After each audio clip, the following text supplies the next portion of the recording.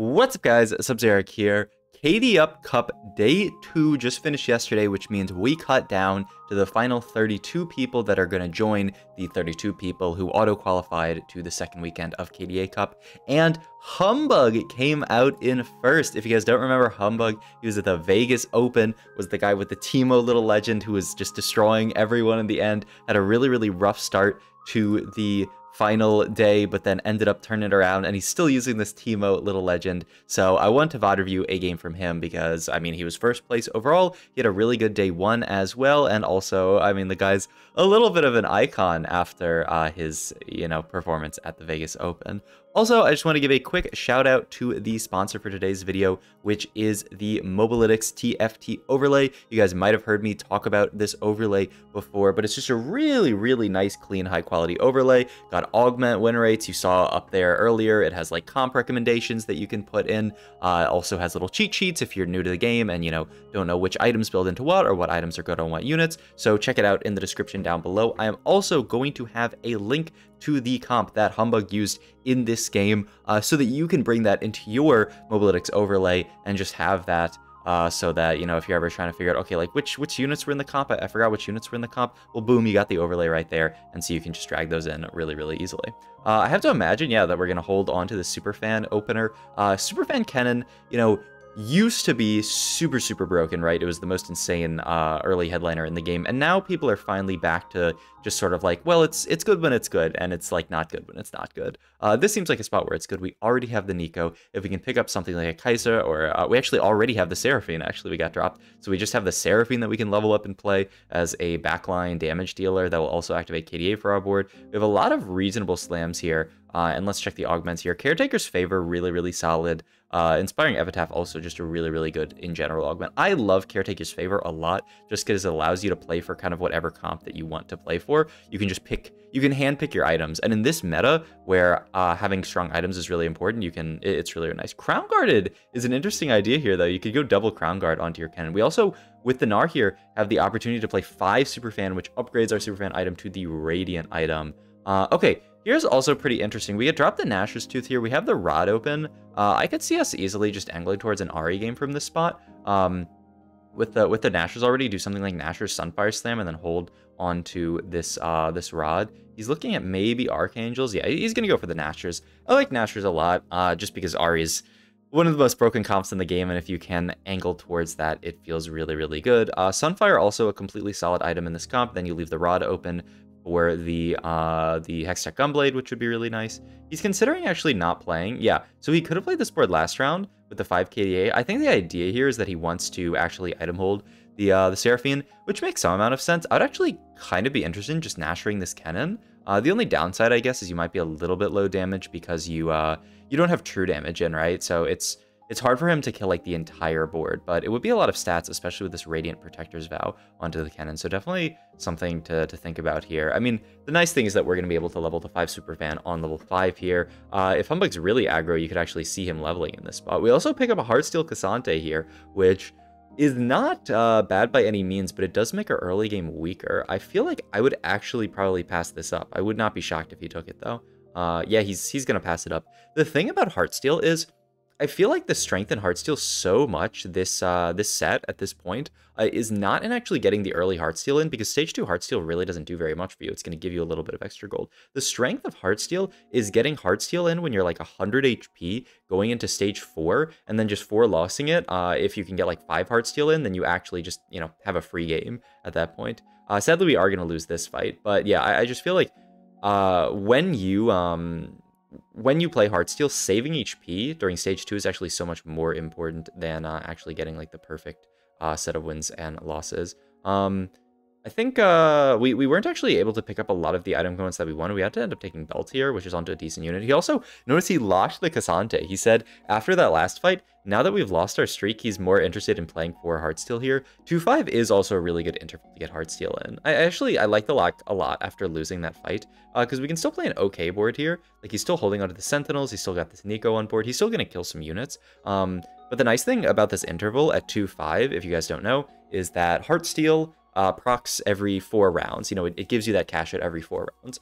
Having this in at 2-5 means our first cash out is going to be at 3-2, and then our second cash out is going to be after 4-1, which is really, really nice for, you know, well, it's after 3-2. It's like at 3-3 and then at 4-2, basically, is how it works. The really nice thing about this is it just sort of curves very well into a 4-2 roll down. So, you know, for example, you can just, you know, sack the rest of this stage, sack, you know, a little bit of stage 3 while still playing a decent board, and then get a big cash out at 4-2, and then, you know, just pivot out of Heartsteel, pivot into whatever comp you want. We're not going to quite get the insane Heartsteel setup where, you know, we're playing at stage 4 with like a ton of HP and just like sacking even further. I mean, maybe if our early game goes really well and we like natural some strong units here, but either way.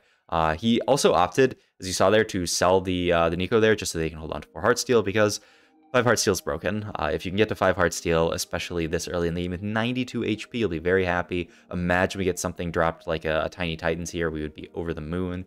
I feel like I probably would have held on to that Lulu over a decent amount of units, but it doesn't fit onto your board for a while. I mean, we're definitely going to make gold here. This got a really, really nice extra unit to play in comps like this. Yeah, I can imagine us just playing that here. And I mean, for now, I like this setup here where you don't have to play the Yone for now. Item-wise here, actually, our spot gets quite interesting because we have this Nasher slammed already. And we want to play Ari from this spot, right? But the rest of our items are kind of awkward, right? We took that belt, which, like, I guess could go towards some kind of a tank item. Looks like he's just going to opt for Tyr here. I actually like Tyr a lot. It's really flex.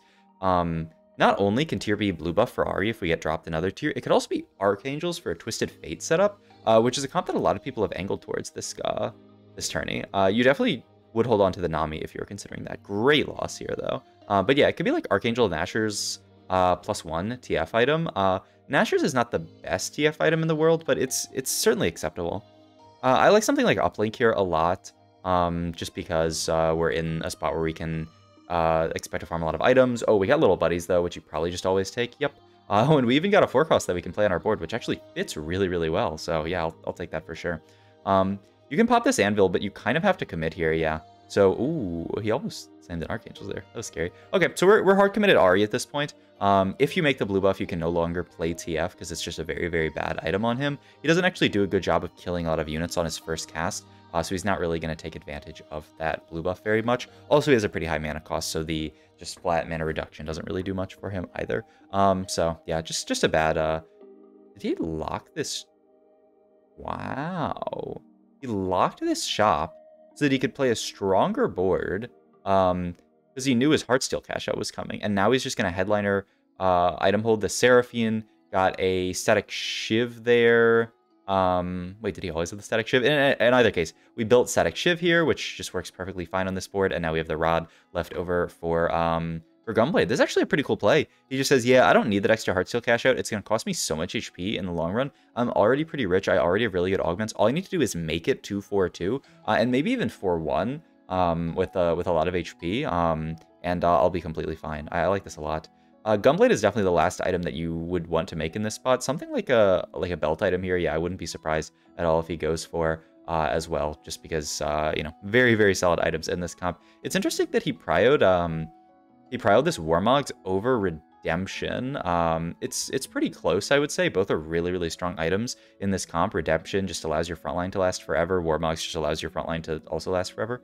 Also, very surprised that he doesn't decide to level here. You just level for anything in this spot here. It's only going to cost you 2 gold of interest, and you got your level 7 shops. Yeah, I'm surprised about this. I guess the idea, though, is that we just picked up a headliner. It's not like we're getting better headliner odds, though, like, at the end of the day, like, do we really care about picking up, like, a 3-cost headliner? Like, probably not. He's just going to play for maximum gold value here. I guess the other idea as well is that if we want to play the Sentinel Ari build that we are absolutely angling towards, we don't have Cassante yet because we had to sell him in the early game. He is going to level here because he still gets to make 40, so he's really just paying 1 gold in this spot. But yeah, saying low level there could also be just a, you know, maybe 1 round, maybe we pick up a Cassante and then we have that Cassante, because not having the Cassante from the early game actually makes it very hard to find a late game.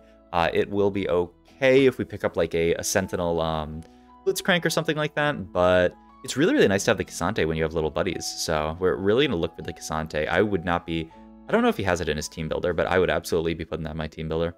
He has a Viego pair here as well, which is interesting. Like, he's holding onto this Karthus as if he's thinking about playing this comp. I wouldn't really consider it. He definitely wanted Sword there for Gunblade, but he actually gets the Gunblade and a full Shojin here, which is really, really nice. So yeah, he's just going to make Shojin. I wouldn't be surprised to see him slam Gunblade as well. These items are fine. And yeah, he's just going to opt to 4-2 it. A little too poor to really 4-1 it with a lot of gold. This might be okay. And yeah, there's the Cassante and the Team Builder just to guarantee that he does not accidentally skip anything. Yep, just putting all these crucial units. Oh, I would put Seraphine in his Team Builder as well, just because... Oh no, we have replacement Seraphine on bench. Okay, so yeah, we're chilling then. Man, this Poppy is doing so much work. This Poppy unit is so insane. This Poppy unit has to be one of my favorite units from this set. Oh, Final Ascension goes insane in this comp. You should just pick it immediately and start rolling, I would think. The more time you have to roll, the better. Sell the Seraphine, and yeah, the rolls are off. We already have an Ahri, which is a really nice pickup. We see a Dazzler TF. Wow, he's going to pick up the Dazzler TF. He also has the Kiana, which is really nice. Because he has a big part of a disco board. So we can play around this Dazzler TF as just an item holder for a little while, put these items onto Ahri, which are completely, I mean, yeah, those are great Ahri items, and we can just sort of have TF hold these secondary items, and this can be our roll down. This is really cool, so we're going to stabilize around the TF for now. Definitely still looking to angle Ahri in the late game, I would say, but we can just stabilize around TF. This is really, really cool, because I think so many people, when they play this comp, just say like, oh, you know, I missed my main comp, I'm just going 8th, the game is not very good. But he gets to play this really, really cool board where he's playing through Spellweaver with the Gragas, which also fits in for Disco. He's playing the Blitzcrank for Sentinel, which also fits in for Disco.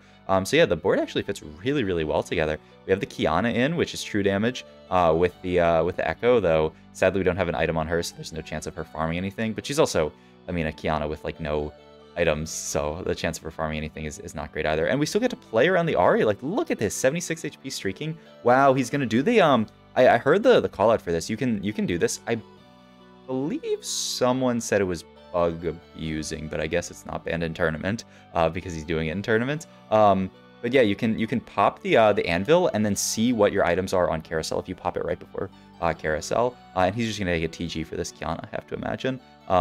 So pretty cool tech there. I think definitely something that I didn't hear about until like, I don't know, a few weeks ago, maybe like a week ago, and I think very many people are not actually doing this. I mean, it's definitely not banned in solo queue. I guess it's not banned in tournament either.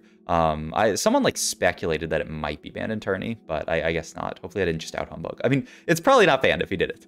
In any case, 76 HP, level 8, 50 gold, really, just such a cool board stabilization. I think so many people would have rolled deeper there, missed on Ahri and said the game sucks, but picking up that TF there, he works so well with these items as just a secondary carry, and yeah, that's just like a really, really nice out for your comp. I've not, when I played into Ahri, I've not done this before, play around the TF stabilization, but I think this is really cool and definitely something I'm gonna add to my pocket when I'm playing this this Ahri comp, where yeah, you just hit the Dazzler TF, or even Disco TF would have been fine. I think Dazzler's probably a bit better, just because you guarantee that Dazzler for him. It's gonna be kind of awkward to like get Dazzler in for him with another unit, and then boom, all of a sudden your board's stable, and we're 75 gold, 76 HP, and we're just gonna go 9 at 5-2 really, really easily, and just, yeah, I mean, what a beautifully played for stage 4 roll down. I think, yeah, I really, really liked how he did this, and like the items that he's made is really solid. Redemption, just a very solid slam here. I would be quite happy. I don't know if there's anything that I'd rather make here. I'd probably just always make Redemption. I guess you could, I mean, no, I would probably just always make Redemption and then just put like an item on Echo. You can go another belt here, which, wow, is he gonna go double Warmogs? I would be shocked. Wow, double Warmogs here. Okay, and then you can just hear the Echo. Maybe he's waiting. I mean, it doesn't really make a difference in this fight. Double Warmogs. I mean, obviously Sentinels have infinite armor and MR. So any amount of HP on them is a ton of effective HP. I would have been, I would definitely feel like the Warmogs is normally better, but I guess not. All right. We are going to level and roll here. There's an Ahri2 already because we are so rich. It's so easy to find stuff. Random Poppy 2 will definitely be okay on the board for now. We still haven't picked up any of those lower cost Sentinels. It's actually kind of a shame here. Yeah, you probably should just play the second Ahri here and hold items on her. He's just going to throw the items onto Poppy, which is hilarious because he knows this Poppy is not going to stay in this comp too long. She's great as like a headliner, just like random unit on the board, especially if you have like if you're able to get to the version of the board where you play the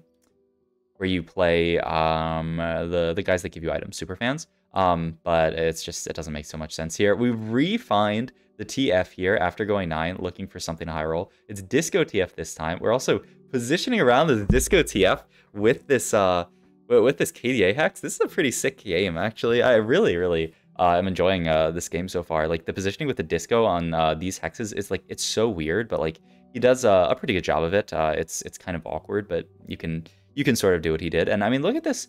We just barely hit RE2 here. We still haven't had an RE headliner or a Blitzcrank headliner, not a Sentinel headliner the entire game, and it's already a top 3. Just so nice. You could look for like a Sona item here, but there's not really a great one. Yeah, I would think you would just take some kind of tank item. He's gonna go for the Declaw here. Speaking of Sona, there is Sona finally onto the board there, and that is gonna be stronger than the Twisted Fate. We would like to find just some kind of headliner to play, so yeah, I feel like you still roll here. Even, I mean, I guess you kind of have to. Like, even something like a Thresh headliner, I wouldn't feel too bad about playing. Just something on this board. He throws in the Twitch here just for Hyper Pop, just to help scale our Sona up. Hyper Pop, so good on the Sona. Gives her attack speed and mana, which are just both things that Sona really likes. So a decent extra unit to play for sure. We refine the Poppy. I mean, it's Mosh or Poppy. It's probably better than nothing. Like, you probably buy it for this round and then play it and then cut it later, I would think. Looks like he's just gonna say that the Twitch is stronger here, just the Hyper Pop and the Shred. And yeah, he's just gonna get 5 Sentinel in here. Yeah, I feel like we could have played this Poppy for 1 round, but maybe he thinks it's just not even worth the gold to hold on to. Also, Solus. Oh, I think I saw this game from Solus's POV, where you're playing this comp, and Solus here, it's top 3. He's 46 HP. He has not seen a single He has not seen a Sona 2 at this point. We end up picking up the Kiana as our chosen Crowd Diver. Kiana, really nice option here. And so, yeah, I mean, since we already have the RE2, we don't really need to worry too much about, like, hitting an RE chosen, or, like, we have Blitzcrank pair. Like, hitting Blitzcrank chosen is also not, like, that big of a prio either. So, yeah, we pick up the Sona, or not the Sona, but the Seraphine, which allows us to just play for 5 Spellweaver and the 3 KDA, and we end up getting Gwynsu as our item, which really nice pickup here. I mean, Sona's best item, right? Infinite attack speed for her, which allows her to cast and allows her to proc her passive on more units, so really nice setup here. This is definitely a potential for a win out. We're going to farm an item off Kiana, which ends up being Hodge. Really great item in general, but I'm not really sure what we're going to do with it here. Because, yeah, I mean, I guess you could Hodge, like, I don't know. Oh, yeah, I mean, I guess, yeah, you do want to get out of that guy. Alawi is a nice pickup, but also how do we get this Alawi on the board? You really want to. I mean, you could end up getting out of 5 Spellweaver. The problem is you want to be playing these 5 Spellweavers. You don't really want to cut Sentinel. It's actually pretty tough to fit. I think normally the idea is you can fit this because you're playing like either Spellweaver Ari and then you can cut one of the Spellweavers, or I mean, I guess KDA Ari you can also still cut, like, you'd end up cutting Seraphine, but yeah, it's actually like really tough to fit this Alawi. I don't know that we can actually play it on this board. But yeah, the idea behind cutting the Mordekaiser is just we have little buddies. We want the 2 cost in instead of the 3 cost. So yeah, still though, 6-3, no Blitzcrank 2. We are gonna fight Solus here, who also has a pretty strong board, but he's stuck on the Aria one. We both have the Prismatic Ascension augment, but yeah, we're just gonna roll over Solus's board here. There is that Teemo cutscene that I was talking about earlier. Gonna defeat Solus here, and then just one more fight potentially if we can win it. Itemize here. What board is this that we're fighting? He's gonna take the Spat here, or I mean, we can't play Emo Spat because we don't have an Emo unit in. I don't know. Maybe he's just gonna farm some. Maybe he just says, you know what, I'm gonna farm something else. Wow, rolls down here and hits a Sona 2 here. Still no Blitzcrank 2, but we have the Sona 2 and the double Warmogs on Blitzcrank, providing so much tankiness even without Blitzcrank 2. Look how long, like, I mean, still, in this insanely capped level 9 board, he survived so long. We are gonna get kind of wrecked, though. This board, it looks like, is hitting, like, the super capped version of the board. He probably had Heartsteel in for quite a while. Yeah, he's got, like, the Big Shot emblem. He's got so many items on this board. This is sort of like the only danger for the Ari comp, and pretty much every comp in this meta is losing to a capped out super capped Heartsteel. You know, he's got Lucian 2 in, he's got Yorick 2, he's got Jin 2. I really like the quick positioning swap from Hungbo here, just to try to scam a kill onto one of the backliners, but he's not able to do it. Still a really beautiful second place into this Ari board, but not a board that you would sort of like expect. You know, he didn't.